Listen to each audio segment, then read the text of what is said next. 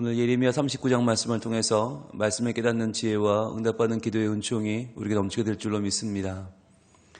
오늘 39장은 드디어 바빌론의 군사들이 쳐들어와서 예루살렘 성이 함락되는 장면을 그리고 있습니다. 이 장면은 참 마음이 아픈 장면이 아닐 수 없습니다. 예레미야가 왜 눈물의 선지자인가? 이 과정을 닥치고 알았던 게 아니라 미리 봤어요. 하나님의 비전은 미리 보는 것입니다. 그래서 닥치고 나서야 이렇게 되는구나가 아니라 이렇게 될 것임을 미리 보는 거죠.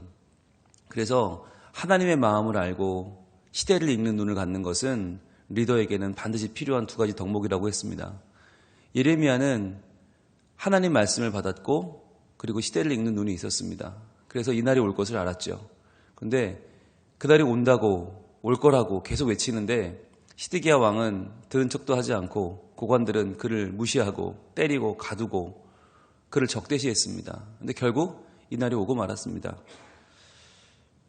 1절입니다. 유다의 시드기야 왕의 제9년 열째 달에 바빌론의 느부갓네살 왕과 그의 모든 군대가 와서 예루살렘을 에워싸고 치더니 시드기야의 제11년 넷째 달 아홉째 날에 성이 함락되니라. 예루살렘이 함락되매. 자, 시드기야 왕 9년 열째 달에 둘러싸였는데 11년 넷째 달에 망했으니까 곧 1년 반을 버틴 겁니다. 시드기야 왕은 9년간을 자기를 세운 바빌론에게 맞서 싸우고 항전을 하다가 1년 반을 더 버티다가 결국은 망하고 말아요. 항복을 하고 살 수 있는 길이 있는데도 끝까지 버텼던 그는 나라를 사랑한 것이 아니었습니다. 자기의 안위를 걱정하고 나라를 걱정했다면 항복해야죠. 그런데 내가 왕인데 내가 그래도 뭔가 해야지, 내가 뭔가를 이뤄봐야지라고 하는 마음 때문에 애굽의 눈치를 보고 사람들 눈치를 보다 결국은 나라를 망하게 만든 거죠. 자, 그럼 망하니까 이제 바빌론 왕의 고관들이 나타납니다. 3절입니다. 바빌론 왕의 모든 고관이 나타나 중문에 앉으니 곧 네르갈라레셀과 삼갈대부와 내시장 살스기민이, 네르갈라레셀은 공중장관이며 바빌론의 왕의 나머지 고관들도 있더라. 이제 말로만 듣던 바로 이 한 명 한 명의 바빌론의 고관들이 나타나기 시작하고 장관들이 나타나기 시작합니다. 그랬더니 4절에 보면 시드기야 왕과 모든 군사가 그들을 보고 도망했다 그랬거든요. 도망을 갔는데 다시 잡혀옵니다. 잡혀와서 6절에 보시면 바벨론 왕인 리블라에서 시드기야의 눈앞에서 그의 아들을 죽입니다. 시드기야가 마지막 본 것은 그의 아들들의 죽음이었습니다.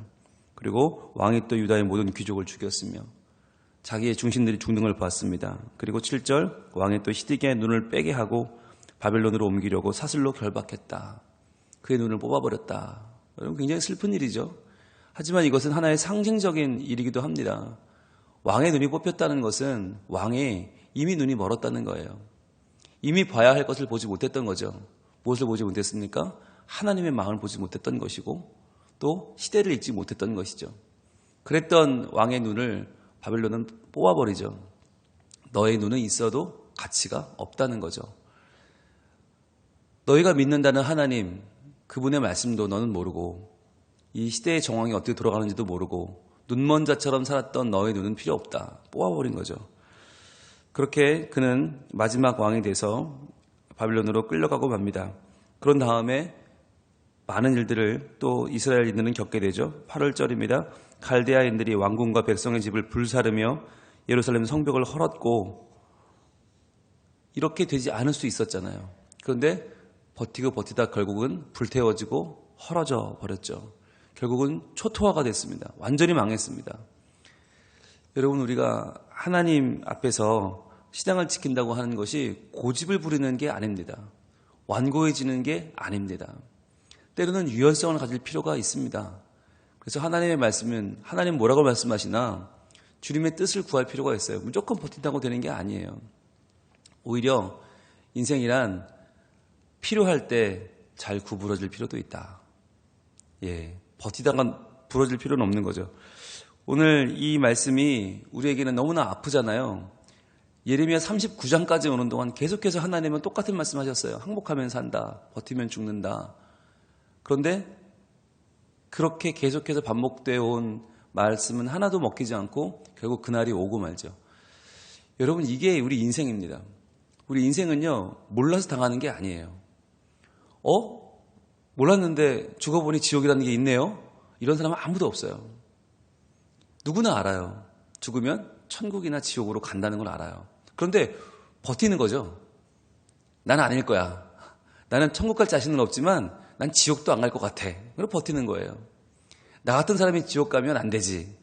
나는 괜찮은 사람이야. 라고 버티는 거죠. 그래서 굳이 뭐 하나님을 믿어야 되나? 그냥 적당히 살면 되지. 적당히 착하게, 적당히 밥 먹고 살면 되지. 라고 버텨요. 그러다가 죽고 나면 우리 눈앞에는 천국과 지옥이 펼쳐지겠죠.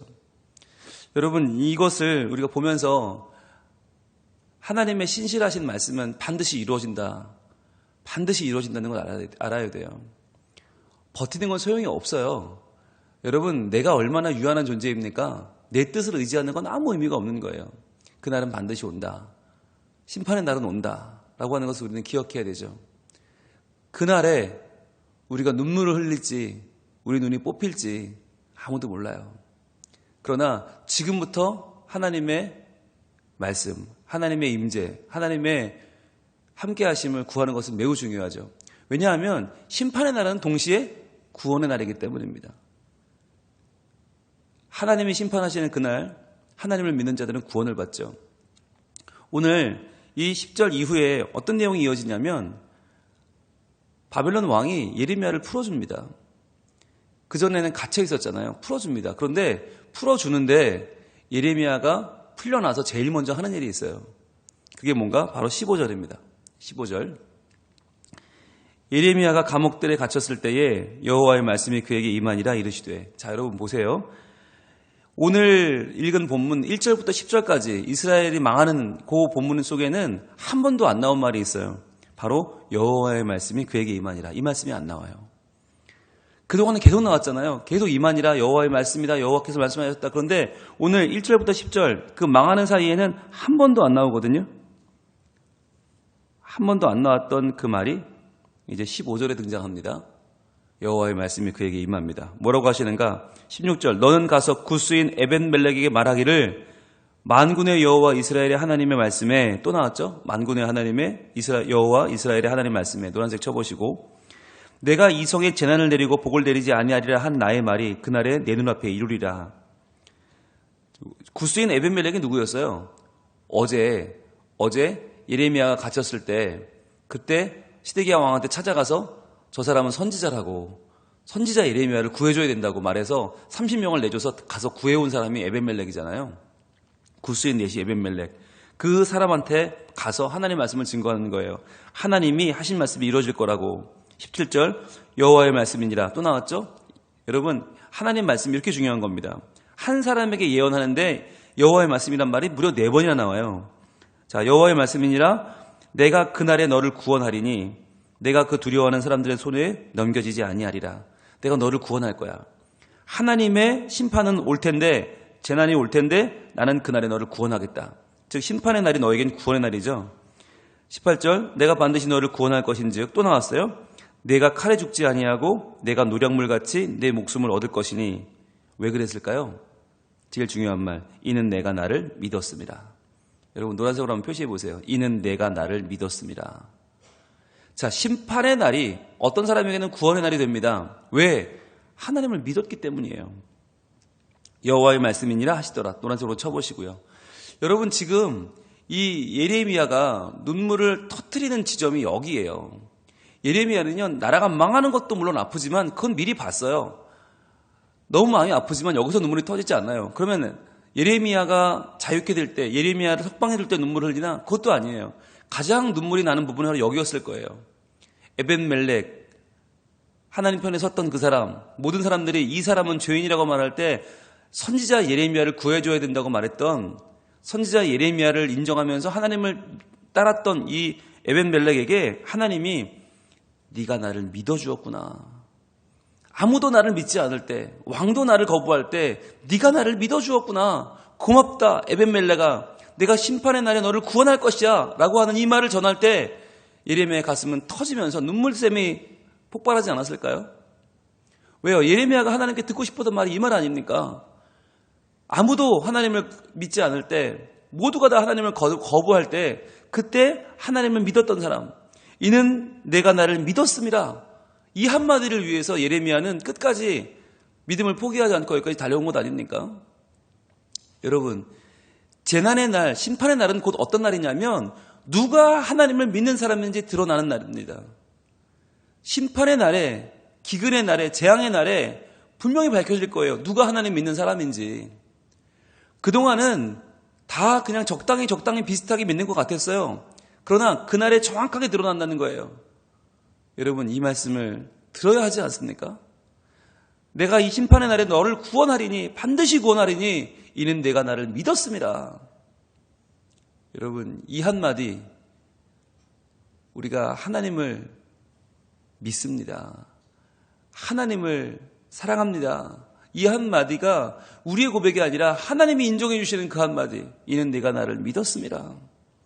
하나님의 말씀이 반드시 이루어져서 우리에게 찾아오는 그 재앙의 날, 그 심판의 날에 하나님께서 우리를 끌어안으시면서 수고했다, 고생했다, 그동안 참 말씀대로 산다고 고생했다, 그동안 남에게 손가락질 받아가면서 믿음 지키는 게 힘들었지, 내가 너를 알아준다, 네가 나를 믿어주었구나.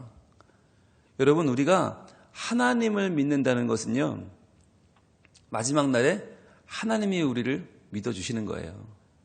여러분, 이 믿어주는 은혜, 여러분, 믿음이 왜 세상을 이깁니까? 믿음은요, 나를 뛰어넘는 거예요. 내가 할 수 없는 일을 하는 거예요. 믿는다는 게 뭐예요? 이해가 안 되는 거잖아요. 이해가 되면 이해하면 되죠. 아는 내용이면 알면 되죠. 그런데 알지도 못하고 나는 이해하지도 못하는데 믿는 거예요. 근데 그 믿음이 결국에는 능력이고 그 믿음이 승리입니다. 마지막 날에 우리 주님 만나는 그날, 우리 주님께서 우리에게 무슨 말을 하기를 원하십니까? 내가 나를 믿어주었구나. 네가 나를 믿어서 여기까지 왔구나. 잘했다. 착하고 충성된 종아. 이 말씀 듣는 그날 우리가 함께 주님 앞에 서기 위해서, 이 말씀 듣기 위해서 오늘도 끝까지 믿음 지키고 하나님을 우리 마음에 모시고 하나님을 내 삶의 주인으로 삼고 살아가는 우리 모두가 될 수 있기를 축복합니다. 기도하겠습니다.